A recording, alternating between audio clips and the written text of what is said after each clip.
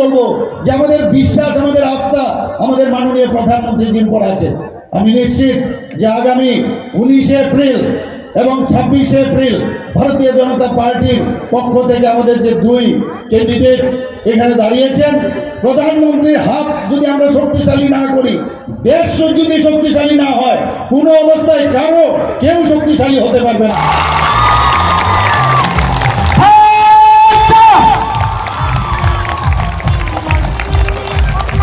Joto sini nongrai kotor rong nok kobok jawo yang panda kotor nok dawo dan